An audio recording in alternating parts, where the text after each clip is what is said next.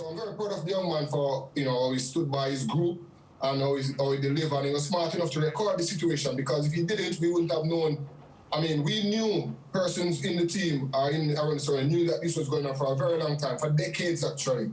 And to see that he has smart enough recorded it so that the world could see it and hear for themselves what's been going on in the federation, which is, as I say, it's so sad. It's, it's very, very disappointing. That's the former Jamaica international Ricardo Fuller speaking Tuesday on the SportsMax Zone, where he reacted to the leaked audio of pay negotiations between Reggae Boy Damian Lowe and the hierarchy of the Jamaica Football Federation, JFF. Those negotiations took place before Jamaica traveled to Saudi Arabia to play the hosts in 2 friendlies in mid-November last year. We were promised an interview by President Ricketts. We're trying to reach him as we speak, giving our producers some more time to make that connection.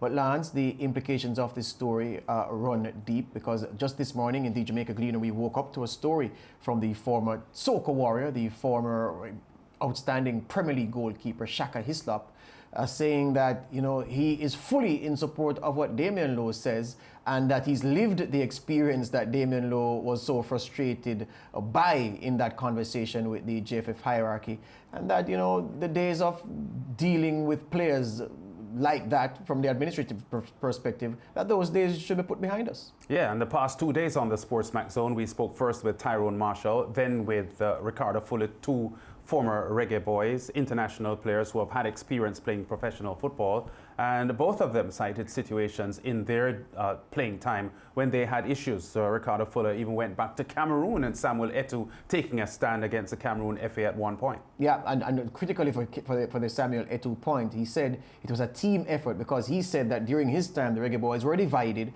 unlike now when they seem to be talking with one voice, and that voice of course belonging to Damian Lowe. We have the president of the Jamaica Football Federation with us now, Michael Ricketts. President, good afternoon.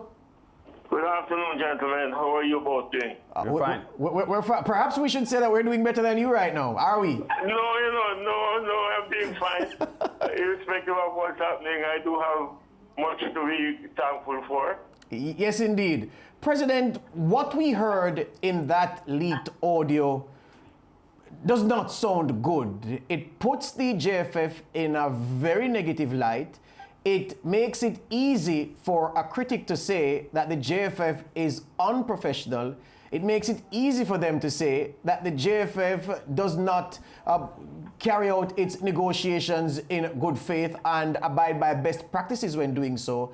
And the leaked audio also suggests that the JFF sees players as minions who are less than and who can be easily swayed. I want you to address some of those things that are suggested by the leaked audio. Let's start with the point of professionalism. In retrospect, are you happy with how the negotiations, when those discussions went with Damian Lowe? That's a good place to start.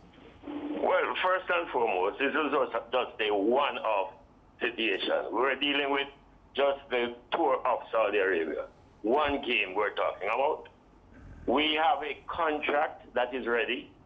We have set up a committee with 3 directors of the JFF and 1 independent person who has tremendous experience. He's from another sport. The document is ready. But we thought that we would have a discussion based on the situation that existed relating to COVID. So we thought that we'd do it differently.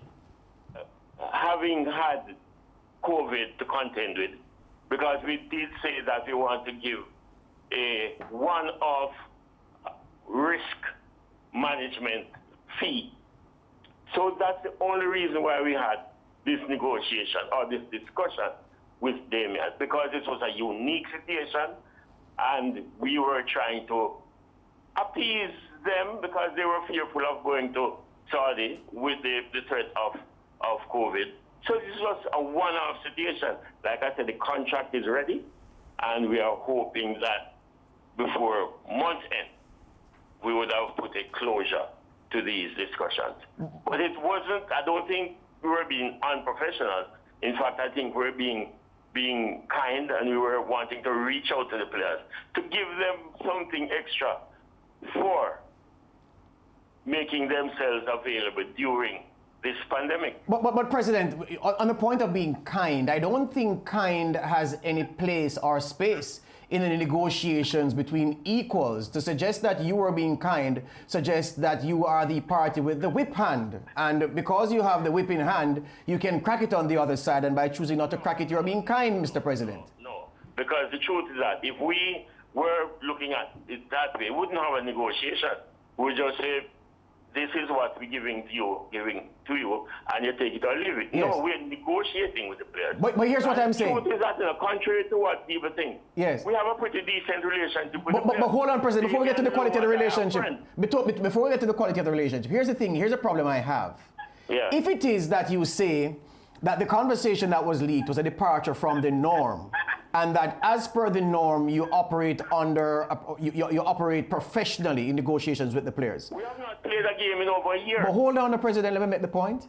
Why is it then that in the conversation, Damian Lowe could not say, well, Mr. President, as per your email offering XYZ as a COVID compassionate grant, COVID compassionate payment, our counter proposal is this. Why is it that it appears to us listening as if you went there trying to stick the young man up, you ring-fenced him, it was about 3 or 4 of you plus Damian alone, so hierarchy plus against one man against the world, Mr. President. So I'm saying, but Mr. President, I'm saying, it does not appear as if there was any professionalism in those discussions, because there was nothing in fact on paper that Damian could refer to. It was all being made up as you went along. No, that's what you think. No, it's not what I think. It's the inference to draw from the audio, Mr. President. It's the inference to draw from the audio. We've been communicating, and that's the problem. I mean, you have no fact at all. Of course I do. You are now saying what you think. Of course I... No. Your own perspective. No, we President. Been communicating with Damian. Initially, we were communicating with Blake. Then Blake turned it over to Damian. So we've been having discussions in this regard. All right. Damian and I personally had discussions. All right, let me ask you then. One-on-one discussion. All right, let's ratchet it down so that we can communicate clearly as professionals. If it is that you had been communicating professionally with Damian and the company, and what I'm saying is an inference that has no basis, what is the figure that you communicated in writing to Damian or Andre Blake? So what's the difference in writing? Mr. President, what is a contract? I ask it rhetorically because I know you know what a contract is. We don't have a contract. We were negotiating a one-off situation. Going to Saudi Arabia. That's what we're talking about. Well, we were negotiating a contract. The contract is now ready to be negotiated. Hold on. I didn't say you were negotiating a contract. I said to you, what is it that you put on paper as a proposal to the boys for the Saudi Arabia trip? That's all I'm asking. The original figure that Damian was asking for was $2,500. We said, Damian, we could not. We're offering you $1,500. Did you say that in writing, Mr. President? That's all I'm asking. Did you put that in writing in an email to Damian or Andre Blake? I was not a part of the original group that negotiated. In fact, I just came in for that particular. All right, so you don't know if your colleagues who were responsible for... I was advised that they were offered $1,500. In writing? Damian and I had personal discussions. I said, Damian, we could not afford $2,500. We will give you $1,500 plus your per diem. That was the original discussion. But Mr. President... Damian said he would have gotten back to us. Then the next discussion was this one. And the truth is, I honestly don't know what the big gurus about that. But you wouldn't because of self-interest, President. Wrong with the discussion. But hold on. Let us... The only thing that I think went wrong is that it was taped and we weren't made aware. Yeah, but Mr. President, we're going to get to that because there's an issue right there as well. No problem. But just be calm. I'm saying, so we are agreeing that you weren't part of the initial discussions, that you don't know if the fees that your team proposed to Damien was made in writing, which is very crucial, I think. To be honest, I am not sure. You're not but sure. I know Good. that Damien and I had a discussion. Right, you had a discussion, but I'm saying it is of fundamental importance because, not just in a vacuum, but because the young man raised it in the conversation that we heard. He said there was nothing in writing for him to refer to, and that was to form the basis of any agreement going forward. So there was nothing in writing. And, so and fine. I am simply saying that this was a simple, casual discussion. It was no contractual arrangement that we're going in. We're trying to work out a figure for a one-off game. But simplicity, Mr. President, simplicity does not obviate the need to put it in writing. That's all I'm saying. And I don't know why you're resistant to that as a man who knows business the way you do.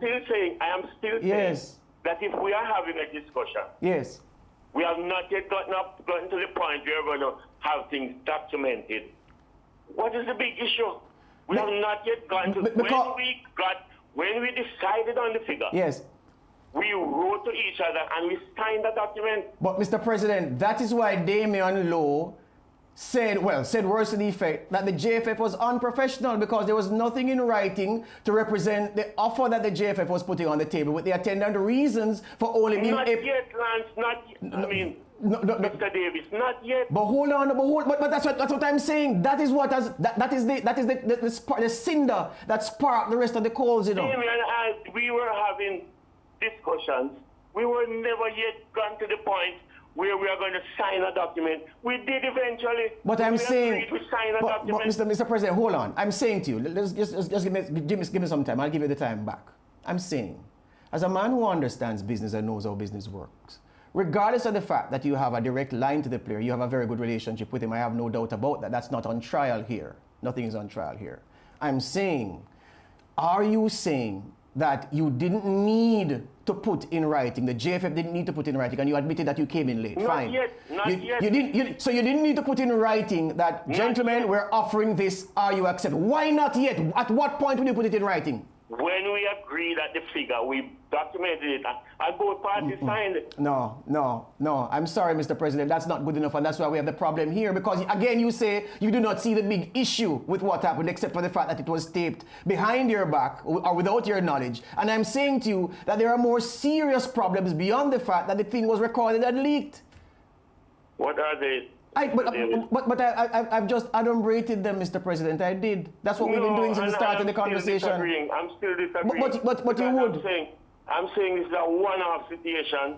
This was a situation that came out of the COVID pandemic where we wanted to do something different for the players. So we were negotiating and saying what we could afford. When we agreed, then we start. I have been in government service for years. When you are negotiating, you don't necessarily put things in writing. You sit at the table and you have discussions, and then when you're ready, when you agree, then you sign. Mr. Ricketts, I'm astonished at what you say. And yes, you worked in the government service. I too worked in the government service. When it is that you're putting out an RFP, a request for proposal, or anything like that, you outline the terms of what you want, you put a price on it if you're negotiating, and then the other party sends a counter offer, you negotiate in writing, and then you come to an agreement that is then put also in writing. But the best contracts, Mr. President, and the best agreements and the professional agreements, all professional agreements, have a documented basis. And a part of the problem that Damien Lowe has, Mr. President, is that this had no professional basis. Mr. Davis. Yes, sir. I am going to make the contract available to you very soon. But the contract is good news.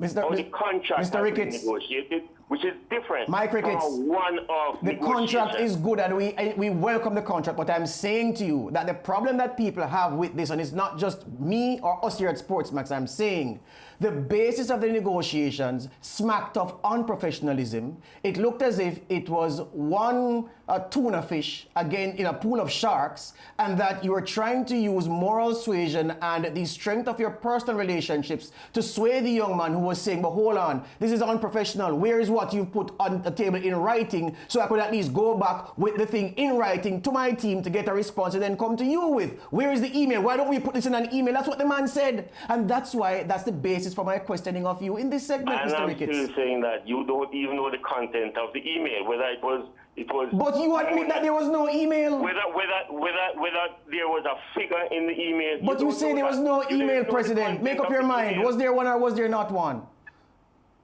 Pardon? Was there one or was there not one? You've said that there was no email. So how are you now saying I don't know what was in the email? You don't either because it doesn't exist. Don't the email from Damien? No, man, I'm not talking about the email from Damien. I'm talking about the email from you because you're the one who made the offer. And we started the discussions, Mr. David. Damien called to say that they are asking for a certain amount. I called Damien. I said, Damien, we cannot afford to pay you $2,500. We're talking about $1,500. We eventually signed an agreement, both parties, but we thought that in a casual precursor to the real McCoy, nothing was wrong in having a discussion to and fro until we agreed. Then we signed the document because we did eventually sign the document. Yeah, Mr. Ricketts, a question here because you alluded earlier on to the point that you were very disappointed that the conversation was leaked. Can you expand on that? How disappointed were you and where do you stand on that issue? Because it is tantamount to betrayal. Betrayal? I know that if I am having a discussion, I'm going to say to you, Lance, Mr. Davis, I'm going to tape this discussion. Nothing of the sort was said. It was taped, and the rest is history. I'm very disappointed about that. Yeah. Have you had any conversations with Mr. Lowe since then? Since the leak? No, I have not. I have not.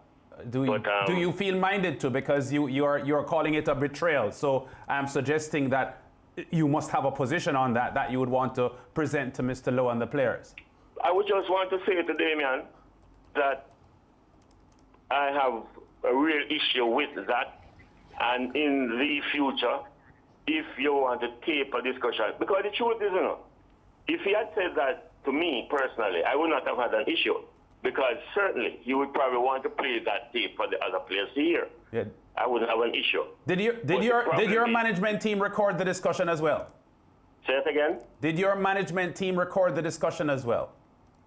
For the purposes of records? No, the minutes were done. But minutes were done. Recorded. Okay. All right. It wasn't recorded. Yeah, well, but that's the problem I have. Dean and I have a pretty decent relationship. The players and I have a decent relationship. So we really don't want to get into a fight with our players. Administrators will never win.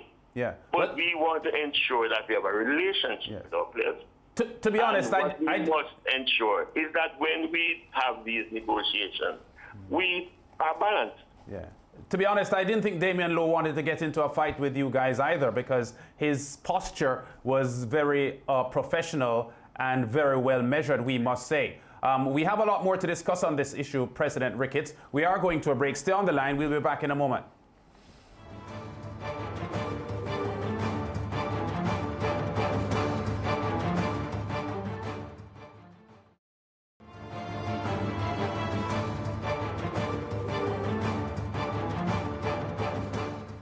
That the JFF doesn't negotiate with the players as equals. What is it that has caused that over time, you think? Well, first and foremost, it's because most of the players back home, birthed, right, in terms of born in Jamaica. Players like myself was born in Jamaica. For myself, Gardner, we have gone abroad to get the experience, and we know the fine details of how negotiations work, how, being together as a team, how the one voice works. A lot of the players back home, these guys from the Federation, especially guys like, obviously, Michael Ricketts, as you can hear, Bruce Gain and Dalton Winton, the next guy, what's his name? Royce Simpson. Royce Simpson or whatever. They live in it. They don't have the international experience, so they're trying to use their knowledge of their little soft touches of what they use in the ghettos for ghetto players, because we all know the honesty of professional football players. Most of the players are 90% of the players, 95% of the players, comes from a ghetto area all across the world.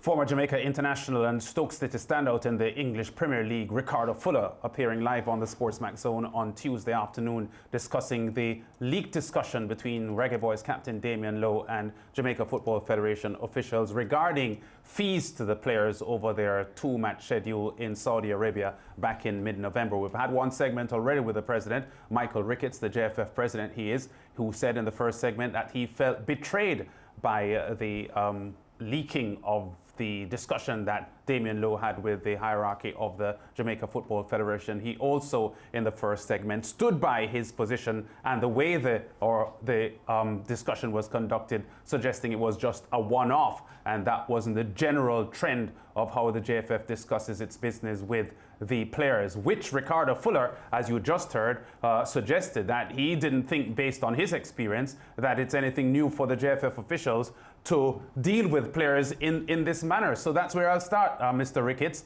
I'm sure you heard Ricardo Fuller just now, who you would have dealt with when he was an international for Jamaica. He's suggesting that the exchange wasn't surprising to him and would sound to me as if he's contradicting what you said, that this was a one-off kind of situation in how the discussion panned out. No, but it is simple. You can follow the discussion. Yes. Or the discussion between Damian and us.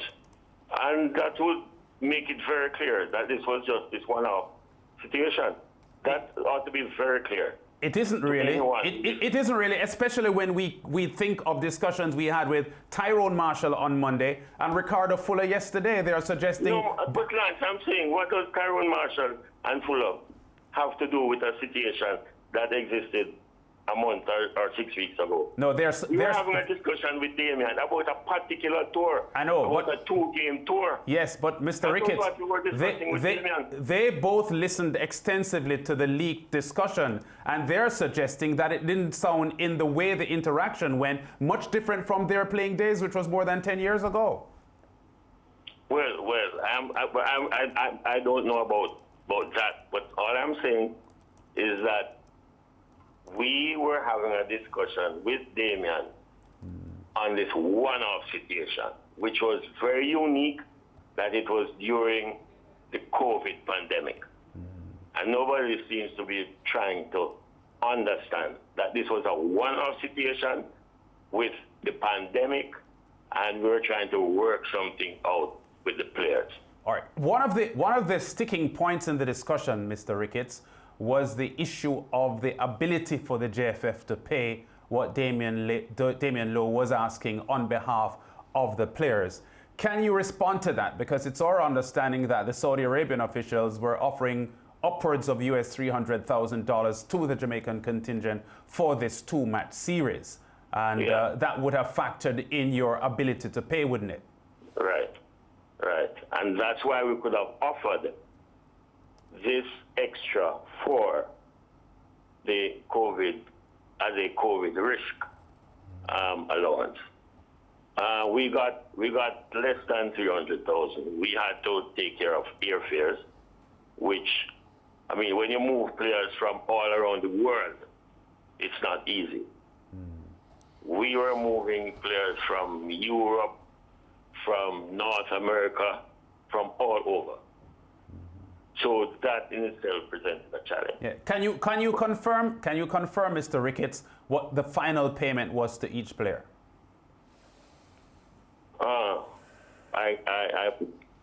It's going to be, it varies, because some players would have gotten more based on how many days they were actually there. Because the per diem would make a difference depending on how many days you were there. But I think the per diem was $100 per day. And the fee, I don't want to say what is not absolutely correct. Mr. President, I want you to understand that this is the third consecutive day that we have been discussing this. And George and I, on Monday and Tuesday, did put to the two interviewees that we were with that the issue of the JFF being able to pay had to come into the discussion. So as opposed to what you're thinking, that we're just giving the JFF a hard time, we did put on the table that the JFF is not a cash cash cow, and they have cash. They are a cash-strapped body. We accept that. So we aren't killing the JFF to suggest that, you know, and taking the player's side straight off the bat. So we understand that the JFF is having cash flow issues, but there obviously is an issue with the players having confidence in what the JFF has to say to them and how they negotiate with them,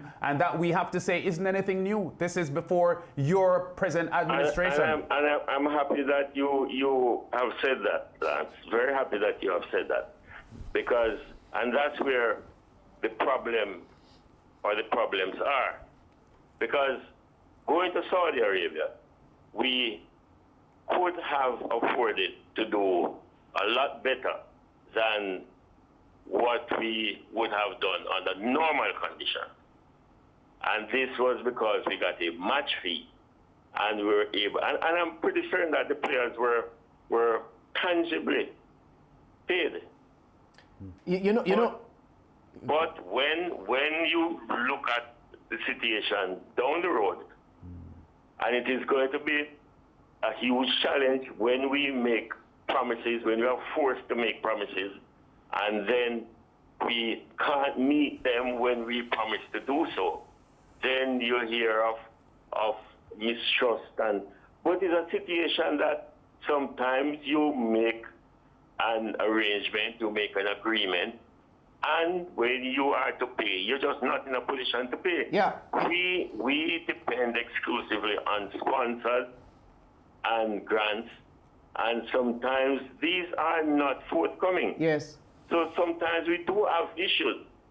Mr. President, I'm happy that Lance, well, told you, not reminded you, but told you about the fact that it isn't a flimsy point we raised when speaking with Tyrone Marshall and Ricardo Fuller. We were at pains to point out to them that any criticism of the JFF, and it is easy to criticize the JFF for everything, must be made against the context of they have their difficulties. And as you've said, sponsors can commit funds to you. When you call and say, okay, you have a disbursement ready for us, they tell you that, Mr. Ricketts, there are some issues that we have internally, we can't release those funds. Exactly. And so we understand that very much, and we made that point fundamentally on Monday and Tuesday. But hear me now, Mr. President. Yes, sir. Given what has happened and the fallout that has been caused by the audio and the exchange and the opinions that people have formed, would you agree that going forward in negotiating with players for tours or the series of matches or one-off matches, that you would ensure that there is a written agreement in place about the fees that the players are to get? And well, George, yes. George, I'm still saying that Yes. there was a document, a written document, signed document. No, I'm looking beyond the Saudi Arabia thing. I'm looking beyond that. I'm saying from here on in. Are you going to have as a standard thing that no captain is going to be negotiating with you while a team is in transit or just before a team is going, he gets a meeting with you? Are you going to set this as a standard thing that you will get X percentage of your agreed match fee or your remuneration or whatever nomenclature you want to give to it? Yeah, of course. You're giving that commitment today that it ought to be best practices. It ought to Will it be, Mr. President, is the question. Will it be? Will you see to that under your watch? Michael Ricketts as JFF George, president, yes. The contract is ready. The contract has been prepared. We have chosen 3 directors from the JFF and 1 independent person who has vast experience in similar situations.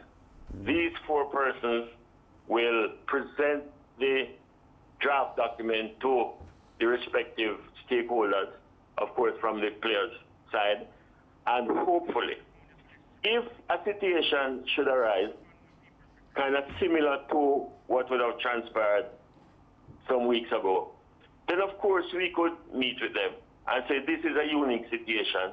There's a pandemic. Yes. Normally, your contract says that you will get $10, but based on the risk factor, we're going to give you an allowance of $5. Yes, we understand that. Then you made that point.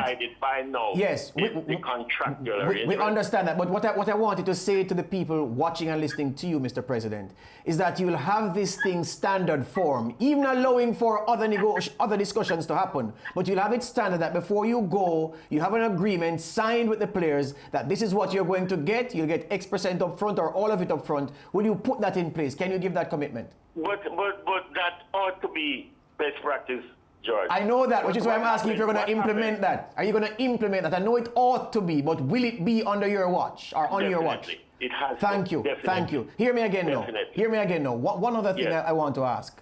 Given the strength of your relationship with Damian Lowe, how come a conversation that was to be between you and a player that has respect for you and that you have respect for, how did a conversation between the two of you morph into a conversation with your leadership colleagues and this player, turning into almost a town hall meeting rather than a one-on-one conversation between two men, resulting in what we're hearing? No, he and I had an informal one-on-one discussion. On a normal condition, I am not part of the negotiating team. I just thought that I would sit in, listen, have a discussion with Damian, and just to see what pans out. So it was not that I invited these persons to be part of a discussion that Damian and I were supposed to have been having. So you were listening in and were drawn in. You were listening in and then got drawn in, is what you're saying? I would, yeah. All right. Yeah. The reaction from the man from West, Bruce Gaynor, who, made the patty shop reference and then left the call. Would you say that, Bruce, who you've known for decades, I would say, that Bruce acted in the best way possible under the circumstances, the pressure of the situation? I don't think, because Bruce was upset that Damian was demanding explanations relating to the COVID relief fund. And he probably got a little upset, but each of us has our own personality. Yeah, we have our own triggers. I would not have done what Bruce did. Yes. But maybe sometimes what I do, Bruce would not do either. Yeah. But I personally would not have done that based on who I am. Yes. But I know Bruce is the kind of person that if needs be and he thinks he needs to apologize, he will. All right, let me ask you this then, as we wrap up. So, given that you've agreed with me what best practice is in negotiations of the kind that you enter into with the players when playing matches, and that you've said what best practices are, you've given a commitment on international TV that you will implement it on your watch. You would agree with me then, Mr. President, that if you could revisit how you had done these sideline discussions with Damian, these negotiations with Damian, that you would have done it according to best practice rather than in the informal way that you tried to sort things out? Well, in hindsight and in retrospect, yes. Excellent. But normally, I would think that Damian and I were having a quote-unquote a casual discussion. But it turned out not to be so. So, just like you said, and this certainly must be a lesson, that you just ought to be careful when you're making. And professional all the time, Mr. President. And be very professional at all times. At all times are the operative word. Yeah, two quick questions before you go, though, Mr. Ricketts. One of the former Reggae Boyz suggested in our interviews earlier this week that the JFF is hamstrung by its inability to acquire sponsorship for the Reggae Boyz and to properly fund the football program, which is part of the reason why these exchanges are happening. How would you respond to that? Foolishness. Oh, it is? Of course. Who is the Reggae Boyz sponsor at the moment? This federation. Yes. This federation would have given more financial support to its affiliates, its parishes. No, I'm talking about sponsorship. Years, Sponsorship, Mr. Ricketts. In the 3 years, yes, we would have given more support to the parishes than any other administration. This JFF has never 1 month ceased to pay its staff. Never. It's no worse than it has ever been, I can assure you. It is fair to say that we do not have a sponsorship for the national team. but can that obtain going forward? But we are surviving. And of course, we will be putting measures in place. In fact, I have 2 very important meetings one on Tuesday, one on Thursday, and both will be in an effort to attract sponsors. We will be putting measures in place, and we must understand that we are in uncharted waters. Yeah, COVID has turned the whole world upside down. Yes, we understand. So it's going to be a challenge to get sponsors. Yes, we understand. But we must navigate these challenges. Yes, we understand. And ensure. We understand that, Mr. Ricketts. Can I ask quickly though, is it fair, which I said on the program yesterday, to assume or to determine based on track record that the JFF finds it a lot more difficult to get major sponsorship of the national team when local coach is in charge, as opposed to when a foreign coach is in charge? Well, the truth is, if you look back at, say, René Simoes, yes, I think Simoes would have no equal in this regard, because Simoes could sell the product. I don't know if we would have had another overseas coach who, with the ability to market the football like Simoes did.